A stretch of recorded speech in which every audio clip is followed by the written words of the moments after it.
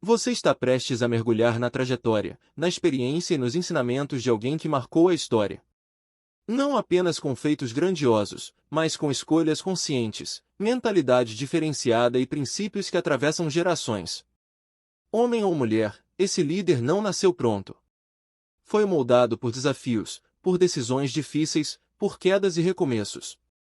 E é justamente nisso que reside seu maior poder, a capacidade de crescer, adaptar-se e influenciar o mundo ao redor com visão, coragem e consistência. Este audiobook não é apenas uma biografia. É uma ferramenta de modelagem. Um convite para observar, absorver e aplicar. Ao longo do caminho, você vai identificar padrões de comportamento, hábitos de pensamento, estratégias e atitudes que geram impacto real. E que podem ser adaptadas à sua própria vida. Porque aprender com quem já fez é encurtar o caminho. E modelar não é copiar. É compreender a essência para criar sua própria versão de grandeza. Prepare-se para caminhar ao lado de alguém que transformou sua história pessoal em legado. E que agora pode inspirar a sua grande virada. Nelson Mandela. O que 27 anos de prisão fizeram com Nelson Mandela? Nelson Rolihlahla Mandela nasceu em 1918, em uma pequena vila chamada Meso, na África do Sul, em um contexto marcado por estruturas sociais rígidas, desigualdade racial profunda e limitações que já definiam, desde cedo, o alcance de vida de milhões de pessoas.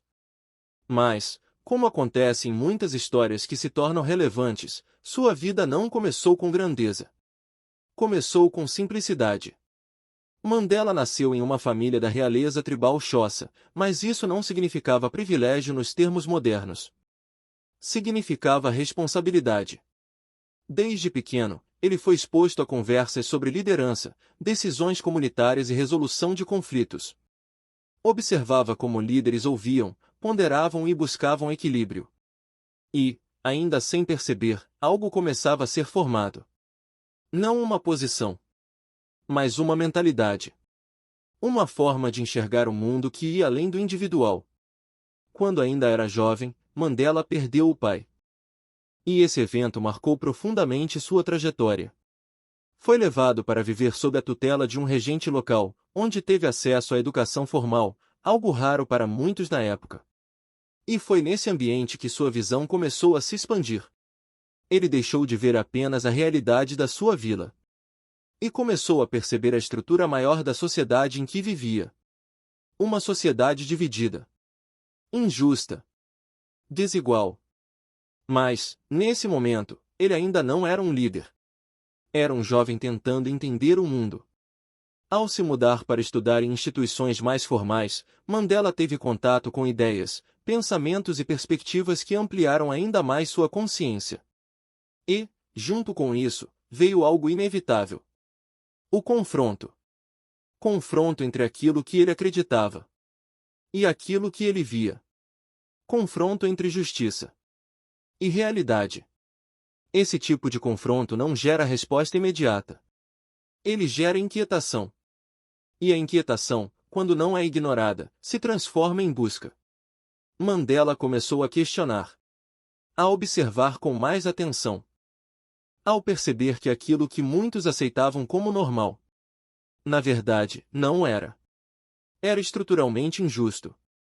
Foi nesse período que ele decidiu estudar direito. E essa decisão não foi apenas profissional. Foi estratégica. Ele entendeu que, para lidar com sistemas, precisava compreender como eles funcionavam. E isso revela um ponto importante. Antes de agir, ele escolheu entender. Antes de confrontar, ele decidiu se preparar. E esse preparo moldou sua forma de atuar no futuro. Ao chegar em Joanesburgo, uma das principais cidades da África do Sul, Mandela entrou em contato direto com a realidade urbana do apartheid. Não era mais uma percepção distante. Era concreta. Visível. Diária. A segregação não era apenas social. Era institucional. Legalizada. E isso intensificou aquilo que já existia dentro dele. Uma consciência crescente de que algo precisava ser feito. Mas, novamente, ele não se tornou um líder da noite para o dia. Ele começou pequeno, trabalhando, observando, aprendendo. Foi nesse período que se envolveu com o Congresso Nacional Africano, um movimento que buscava combater o sistema do apartheid. Inicialmente, sua atuação era mais discreta. Participava de reuniões, ajudava na organização, contribuía dentro das possibilidades. Mas, com o tempo, sua postura começou a se destacar. Não por carisma superficial, mas por consistência. Ele não era impulsivo. Não era instável. Era firme. E essa firmeza começou a gerar confiança. Mandela passou a assumir responsabilidades maiores. E, junto com isso, vieram decisões mais complexas. O movimento enfrentava um dilema: continuar apenas com resistência pacífica, ou adotar estratégias mais diretas. Mandela, após muita reflexão, passou a defender que, diante de um sistema que não respondia à negociação, novas abordagens seriam necessárias. Essa decisão não foi simples, nem leve, mas foi coerente com o nível de consciência que ele havia desenvolvido. E é aqui que sua trajetória começa a ganhar intensidade.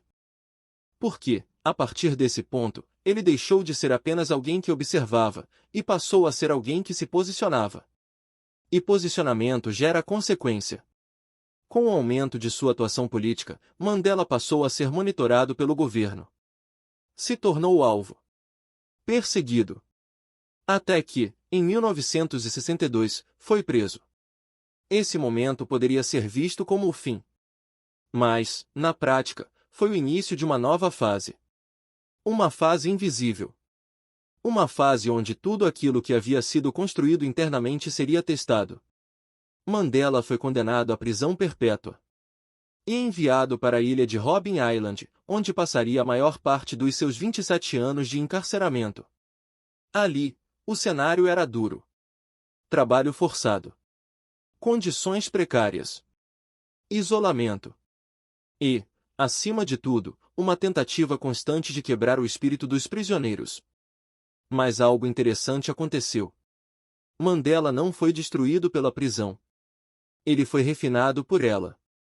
Enquanto muitos poderiam se endurecer, se fechar ou perder direção, ele fez o oposto.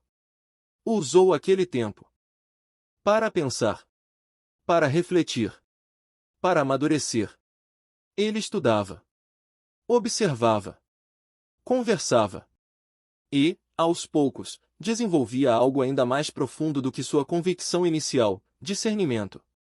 Ele começou a entender que lutar contra um sistema não era apenas resistir a ele. Era compreender como transformá-lo. E isso exigia mais do que força. Exigia sabedoria. Ao longo dos anos, Mandela se tornou uma referência dentro da prisão. Não apenas para os presos, mas também, de forma indireta, para aqueles que o mantinham ali. Sua postura era diferente. Ele não reagia impulsivamente. Não se deixava dominar pelo ódio. Mas também não abandonava sua posição. Era firme, sem ser destrutivo. E essa combinação é rara. Com o passar do tempo, sua influência cresceu. Mesmo preso. Mesmo limitado. Mesmo invisível para o mundo por muitos anos. E isso revela algo profundo: quando a estrutura interna é forte, ela não depende das circunstâncias para se manter. Ela permanece. E, em alguns casos, até se fortalece. Mandela entrou na prisão como um ativista. Mas sairia dela como algo diferente. Mais estruturado. Mais estratégico. Mais preparado para aquilo que ainda viria. Porque a história dele não estava sendo interrompida. Estava sendo formada. E diante de tudo isso, surge uma pergunta inevitável. Você está interpretando os processos difíceis da sua vida como interrupções? Ou como parte da formação de quem você está se tornando? Ao aprofundarmos a trajetória de Nelson Rolihlahla Mandela, percebemos que o período mais visível da sua vida, sua libertação e liderança, só foi possível por causa de tudo aquilo que foi construído no invisível. Depois de 27 anos preso, Mandela foi libertado em 1990. Mas ele não saiu da prisão como alguém quebrado. Saiu como alguém refinado. Isso, por si só, já rompe uma lógica comum. Porque a maioria das pessoas associa tempo difícil com perda. Mas, no caso dele, o tempo difícil foi formação. E é exatamente nesse ponto que sua história se torna ainda mais relevante. Ao sair da prisão, Mandela encontrou um país dividido. Ferido. Carregado de tensão racial, ressentimento e desconfiança. Ele tinha diante de si dois caminhos claros: alimentar o conflito ou construir reconciliação. E aqui está uma das decisões mais marcantes da sua vida. Mandela escolheu reconciliar. Mas essa escolha não foi emocional. Não foi espontânea. Foi construída. Ao longo dos anos na prisão, ele teve tempo para compreender algo essencial. Se o ódio continuasse, o ciclo nunca terminaria. E isso revela um nível de discernimento que não nasce em momentos fáceis. Nasce no processo. Mandela entendeu que liderar não seria apenas lutar contra algo, mas construir algo novo. E isso exigia uma mudança de postura. Ao invés de governar com ressentimento, ele decidiu governar com visão. E isso não significava ignorar o passado, mas significava não ser governado por ele. Ao assumir a presidência da África do Sul em 1994, Mandela não chegou como alguém que precisava provar algo. Chegou como alguém que já havia sido formado. Sua autoridade não vinha do cargo. Vinha da trajetória. Vinha da consistência. Vinha das decisões que tomou, quando ninguém estava vendo. E isso fez toda a diferença. Ele não precisava reagir. Ele sabia se posicionar. Durante seu governo, promoveu políticas de reconciliação, criou a Comissão da Verdade e Reconciliação e trabalhou para evitar uma guerra civil. Essas decisões não eram fáceis. E, muitas vezes, iam contra o que muitos esperavam. Mas Mandela não governava baseado em expectativa externa. Governava a partir de uma direção interna. E isso é um dos pontos mais fortes da sua modelagem. Quando a direção está clara dentro de você, o externo deixa de determinar suas decisões.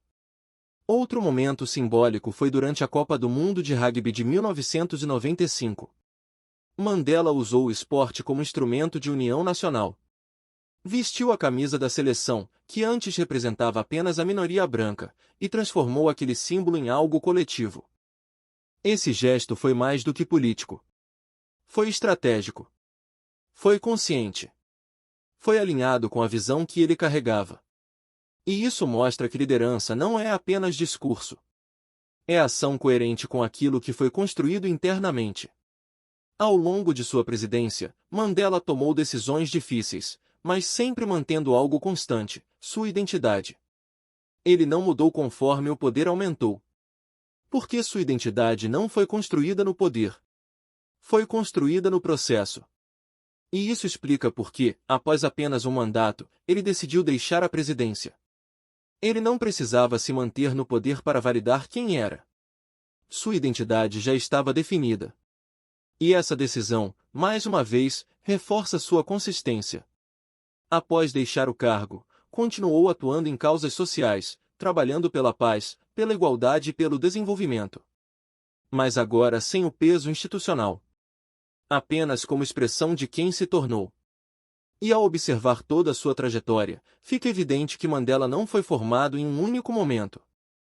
Foi formado ao longo de toda a sua vida. Na infância, através de valores. Na juventude, através de consciência.